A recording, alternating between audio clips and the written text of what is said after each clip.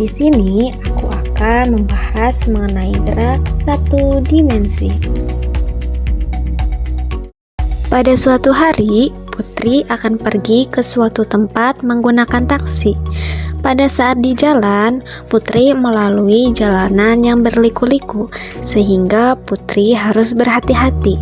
Ketika jalan dibuat berliku, sebenarnya jarak dan waktu yang Putri butuhkan bertambah. Begitu juga dengan kecepatannya pun akan berubah. Pada kondisi ini, mobil mengalami percepatan, yang artinya gerak benda adalah gerak lurus berubah beraturan atau GLBB. Lain halnya ketika mobil Putri melaju di jalan tol yang lurus dengan kecepatan tetap atau konstan, sehingga mobil tidak mengalami perubahan kecepatan. Pada kondisi ini, gerak yang dialami mobil adalah gerak lurus beraturan atau GLB. Tahukah teman-teman bahwa kedua mobil tersebut melakukan gerak satu dimensi, yaitu gerak lurus? Jadi, gerak lurus terbagi menjadi dua, yaitu gerak lurus beraturan atau GLB dan gerak lurus berubah beraturan atau GLBB. Sebelum membahas GLB dan GLBB, apakah teman-teman tahu apa itu gerak? Jadi, benda dapat dikatakan bergerak apabila benda tersebut memiliki perubahan kedudukan. Besaran yang sering dipakai dalam gerak adalah jarak. Jarak merupakan panjang seluruh lintasan yang ditempuh suatu benda. Supaya kalian lebih paham, mari kita lihat ilustrasi dari AI. Seseorang berjalan ke arah timur sejauh 5 meter dan ke arah barat sejauh 2 meter. Maka jarak yang dialami orang tersebut yaitu 5 meter ditambah 2 meter, dihasilkan 7 meter. Sedangkan perpindahannya adalah 3 meter. Karena setelah berjalan sejauh 5 meter, orang tersebut kembali lagi 2 meter, sehingga perbedaan kedudukan awal dan akhir orang tersebut adalah 3 meter. Jadi, untuk menentukan besarnya perpindahan, kita harus memperhatikan besar dan arahnya ya. Dan untuk menentukan jarak, kita tidak memperhatikan arahnya, melainkan besarannya saja. Selain besaran jarak dan perpindahan, terdapat besaran lainnya, yaitu kelajuan, kecepatan, serta besaran percepatan. Mari kita bahas tentang gerak lurus beraturan atau GLB. GLB merupakan gerak benda yang lintasannya lurus dengan kecepatan tetap atau konstan. Karena kecepatannya tetap atau konstan, sehingga percepatannya tidak ada.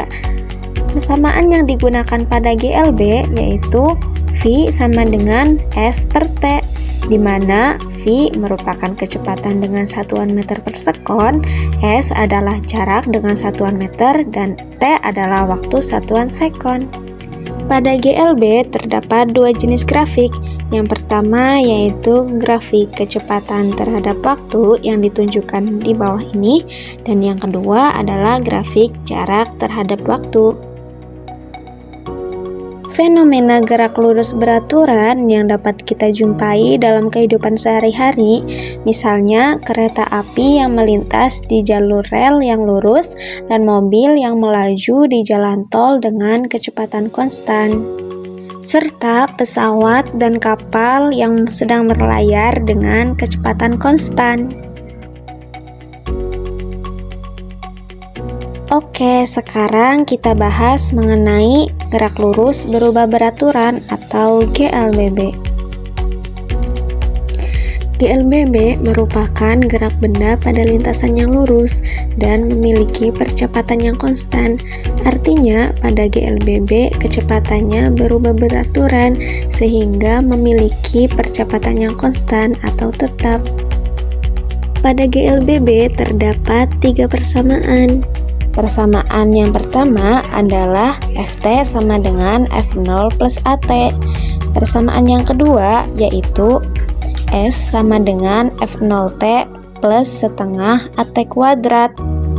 Dan persamaan ketiga yaitu Ft kuadrat sama dengan F0 kuadrat ditambah 2AS, yang mana Ft adalah kecepatan akhir dengan satuan meter per sekon, F0 adalah kecepatan awal satuan meter per sekon, A adalah percepatan dengan satuan meter per sekon kuadrat, dan T adalah waktu dengan satuan sekon, dan yang terakhir adalah